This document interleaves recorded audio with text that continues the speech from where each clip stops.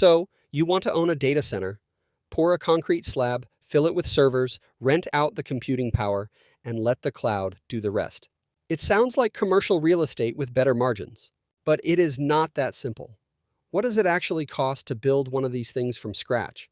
Why is a company reviving the reactor at the site of the worst nuclear accident in American history just to keep the lights on and run?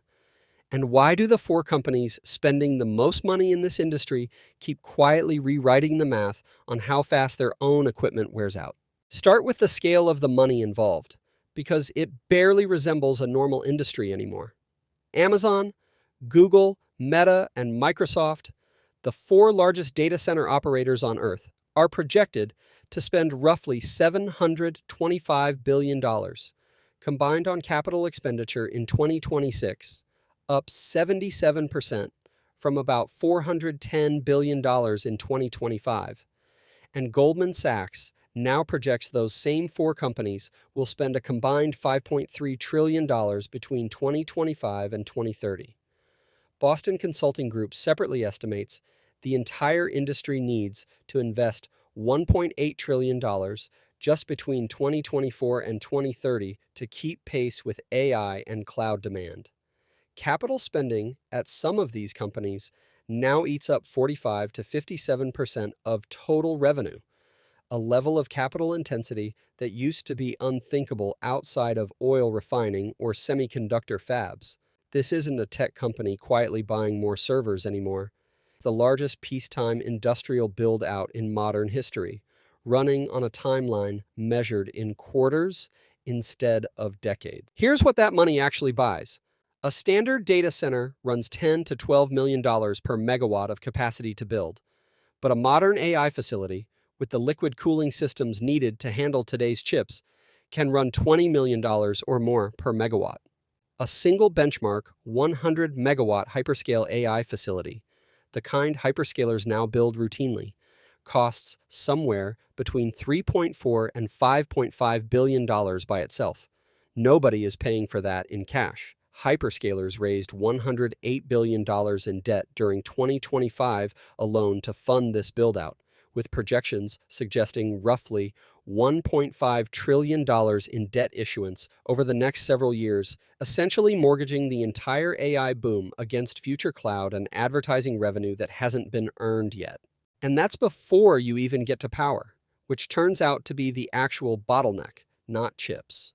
Global data center electricity demand is projected to hit 1,000 terawatt hours by 2026, which is roughly the entire annual electricity consumption of Germany, a country of 84 million people, now matched by server racks running language models. That demand doesn't just get absorbed quietly. In the PJM electricity market, which covers a huge stretch of the mid-Atlantic and Midwest United States, data center demand alone was responsible for a $9.3 billion increase in the 2025 to 2026 capacity market, a cost that ultimately lands on the electricity bills of ordinary households and businesses who never asked for a server farm to move in next door. The lengths companies are going to, for reliable power, get genuinely strange.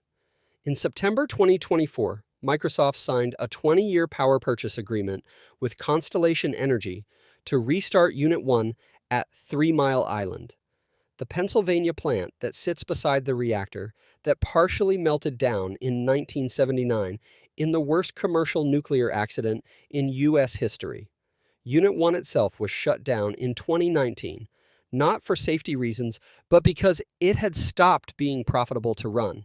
Under the deal, Constellation is investing $1.6 billion to bring it back online, renamed the Crane Clean Energy Center, with Microsoft buying 100% of its 837 megawatts of output for 2 decades, enough power for more than 800,000 homes, entirely dedicated to running one company's cloud and AI infrastructure. The restart timeline moved up from 2028 to 2027.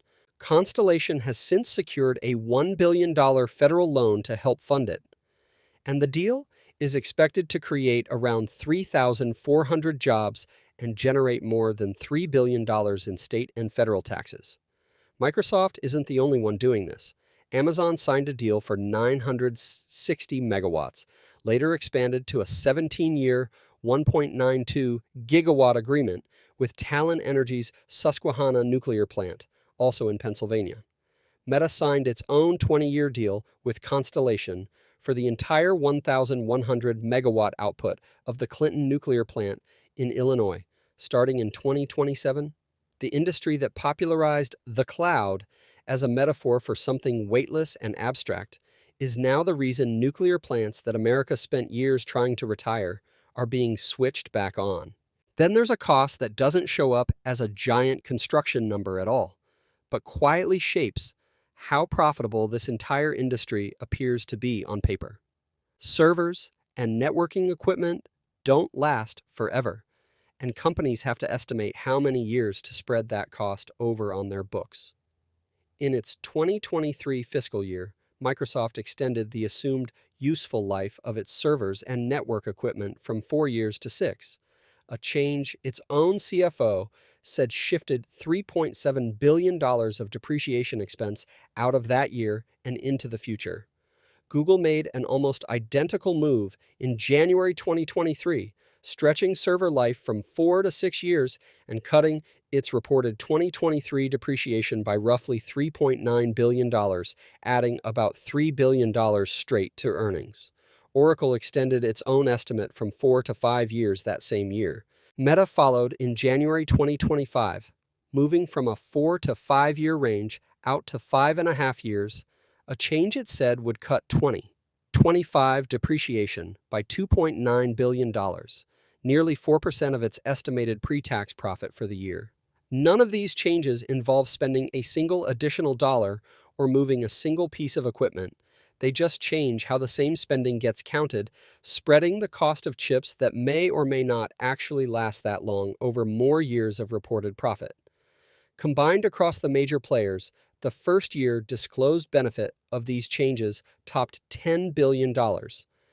In November 2025, investor Michael Burry, the man who famously bet against the 2008 housing market, publicly estimated that hyperscalers were understating depreciation by a combined $176 billion between 2026 and 2028 alone, calling the practice one of the more common accounting maneuvers of the current era, and backed the claim with bets against NVIDIA and Palantir.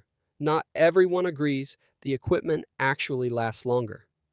In February 2025, Amazon quietly moved the opposite direction, shortening the useful life on a subset of its own servers back down to 5 years, citing the faster pace of obsolescence driven specifically by AI hardware, an implicit disagreement from inside the industry itself with what its biggest competitors were claiming on their own books.